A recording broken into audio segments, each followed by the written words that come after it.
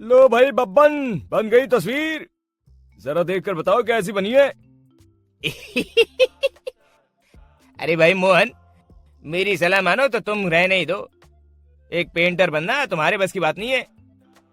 हाँ, तुमने सही कहा, मुझे भी कुछ ऐसा लगता है। खैर, आज शाम की गाड़ी से मैं शहर वापस जा रहा हूँ। कुछ जरूरी काम आ गया है। शहर से वापस आने के बाद तुमसे मिलता हूँ।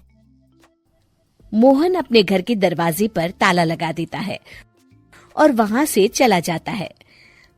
फिर उसी रात अचानक तेज हवाएं चलने लगती हैं।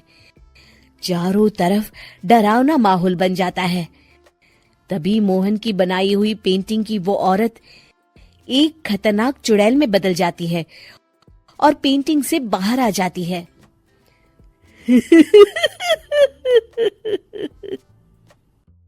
चुड़ैल घर के बाहर चली जाती है।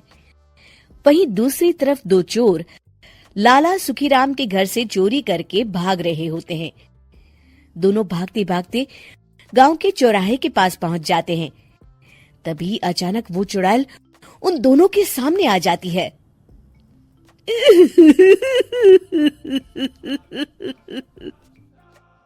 अरे मर गया रे, ये चुड़ैल कहाँ से आ गई? अरे मैंने तो तुझसे पहले ही कहा था कि आज अमावस्या की रात है, आज हमें चोरी नहीं करनी चाहिए। हाँ भाई बिल्ला, तुमने बिल्कुल सही कहा। जरा इसके दांत तो देखो कितने बड़े हैं। चुड़ैल उन दोनों की तरफ बढ़ती है। अरे चुड़ैल दीदी, तुम चाहो तो ये सारे पैसे और जेवर ले लो, लेकिन हम दोनों को कुछ मत करना।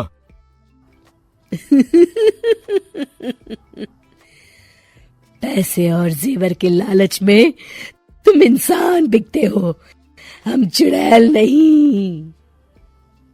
तभी चुड़ैल उन दोनों चोरों को पुतले बना देती है।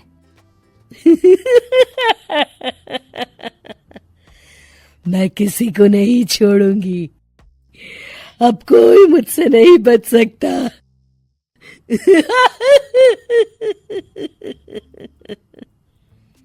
चुड़ैल अपने अगले शिकार की खोज में वहां से चली जाती है।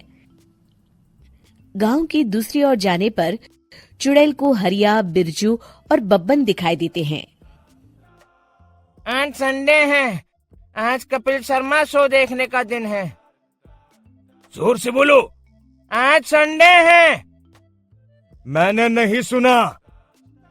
आज संडे है, आज कपिल शर्मा देखने का दिन है। हाँ, ये हुई ना बात।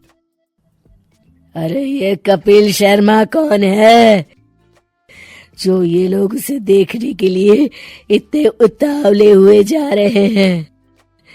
खैर मुझे क्या, मैं अभी इन दोनों को मसाज चखाती हूँ। चुड़ैल तेजी से उड़कर उन तीनों के सामने आकर खड़ी हो जाती है।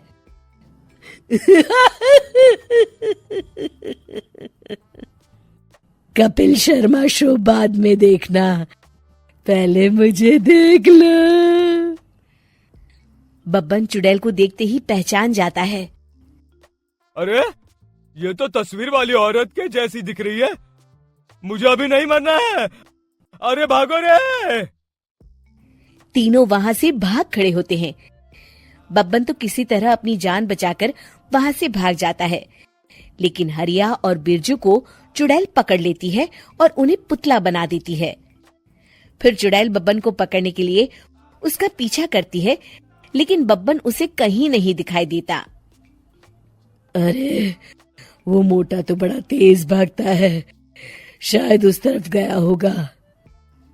बब्बन एक दीवार के पीछे छुपकर बैठ जाता है और चुड़ैल उसके सामने से आगे निकल जाती है। बाल बाल बच गया। अगली सुबह बब्बन सभी गांव वालों को सारी बात बता देता है। फिर उस चुड़ैल के डर से रोज शाम होते ही पूरे गांव में सन्नाटा छा जाता था और कोई भी अपने घर के बाहर नहीं निकलता था। अरे ये क्या हो गया, इतनी देर से घूम रही हूँ, अभी तक एक भी आदमी नहीं मिला। अरे कहाँ मर गए सबके सब। चुड़ैल वहां से चली जाती है। इस तरह कुछ दिन बीत जाते हैं। फिर एक दिन मोहन गांव वापस आता है। बब्बन उसे बताता है कि उसकी बनाई तस्वीर से एक चुड़ैल बाहर आ गई है। मोहन समझ जाता है कि ये कोई आम कागज नहीं है। वो जो भी उस कागज पर बनाएगा वो असलियत का रूप ले लेगा। अरे मोहन भाई, अब तुम क्या करने वाले हो? मेरे पास एक बहुत बढ़िया तरकीब है। मैं इस कागज पर उस चुड़ैल की एक ऐसी तस्वीर बनाऊंगा जिसमें वो तपती धूप के नीचे खड़ी दिखाई देगी, और फिर जैसे ही सवेरा होगा वो चुड़ैल इस कागज से निकलकर बाहर चली जाएगी और सूरज की तेज धूप में जलकर राख हो जाएंगी। मोहन बिल्कुल वैसे ही तस्वीर बना देता है और जैसे ही सवेरा होता है वो चुड़ैल कागज से निकलकर बाहर धूप में चली जाती है और सूरज की गर्मी बर्दाश्त नहीं कर पाती और जलकर राख हो जाती है।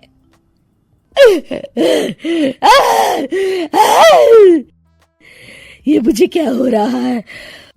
मैं सूरज की रोशनी बर्दाश्त नहीं कर सकती। मेरा पूरा शरीर जल रहा है। और इस तरह चुड़ैल के जलते ही पुतले बने सभी लोग पहले की तरह इंसान बन जाते हैं।